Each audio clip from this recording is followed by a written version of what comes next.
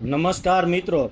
તો મિત્રો આપણે આજે વાત કરીશું કે થ્રેશર સહાય યોજના 2026. તો નમસ્કાર ખેડૂત મિત્રો. ખેડૂતોને ખેતીના ખર્ચમાં ઘટાડો થાય અને સમયસર પાકની કાપણી તથા અનાજ અલગ કરવાની પ્રક્રિયા સરળ બને તે માટે સરકાર દ્વારા વિવિધ કૃષિ મશીનરી પર સહાય આપવામાં આવે છે. તેમાં થ્રેશર સહાય યોજના 2026 મહત્વપૂર્ણ યોજના છે.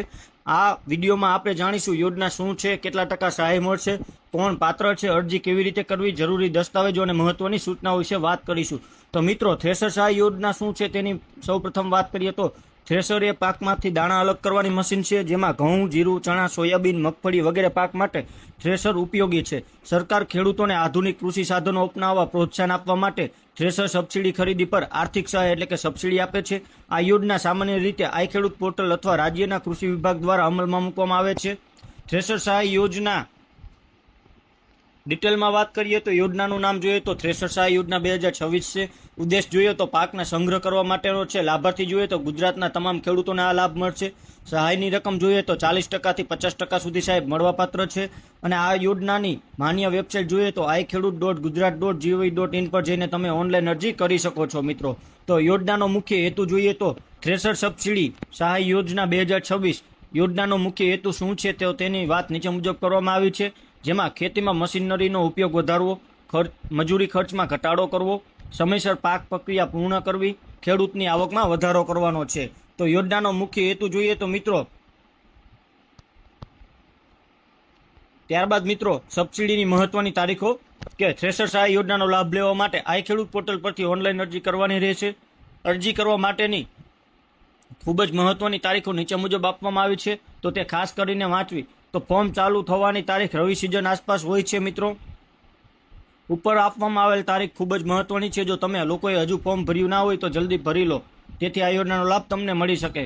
તો કોણ અરજી કરી શકે છે? તો ખેડૂત મિત્રો, થ્રેશર સહાય યોજનામાં કોણ કોણ આ યોજનાનો લાભ લઈ શકે તેની યાદી નીચે મુજબ આપવામાં આવી છે અને અરજી કરી શકે છે તેની વાત નીચે મુજબ કરવામાં આવી છે. તો ગુજરાત રાજ્યનો ખેડૂત હોવો જોઈએ, 18 વર્ષથી વધુ ઉંમરની વ્યક્તિ હોવી જોઈએ, ખેતીની જમીન પોતાના નામે હોવી જરૂરી છે, અગાઉ સમાન સાધન પર સહાય ન લીધી હોવી જોઈએ. થ્રેશર સબસિડીની અરજી કેવી રીતે કરવી? તો થ્રેશર સહાય યોજના માટે અરજી કરવાની પ્રક્રિયા સંપૂર્ણ રીતે ઓનલાઈન છે અને સામાન્ય રીતે આઈ ખેડૂત પોર્ટલ દ્વારા કરવામાં આવે છે. નીચે સરળ સ્ટેપ પ્રમાણે માહિતી આપવામાં આવી છે, જેમાં સૌથી પહેલાં તમારા ફોન કે લેપટોપની અંદર ક્રોમ બ્રાઉઝર ખોલો. પછી ગુજરાત સરકારના આઈ ખેડૂત પોર્ટલની સત્તાવાર વેબસાઇટ પર જાઓ. હોમપેજ પર કૃષિ મશીનરી સહાય વિભાગ પસંદ કરો. તેમાં થ્રેશર સહાય યોજના 2026 શોધી ક્લિક કરો. જો તમે પહેલી વખત અરજી કરો છો તો નવી અરજી ન્યૂ એપ્લિકેશન પર ક્લિક કરો. તમારો આધાર નંબર અને મોબાઈલ નંબર દાખલ કરો. ઓટીપી દ્વારા વેરિફિકેશન કરો. ત્યારબાદ ફોર્મમાં નીચેની માહિતી ભરો, જેમ કે ખેડૂતનું નામ, સરનામું, તાલુકો, જિલ્લો, 7/12ના ઉતારા મુજબ જમીનની વિગતો, બેંક ખાતાની માહિતી, આઈએફસી સાથે વગેરે. આટલું થઈ ગયા પછી સ્કેન કરેલ દસ્તાવેજો અપલોડ કરો, જેમ કે આધાર કાર્ડ, 7/12નો ઉતારો, બેંક પાસબુક, જાતિનો દાખલો લાગુ પડે તો અને ફોટો.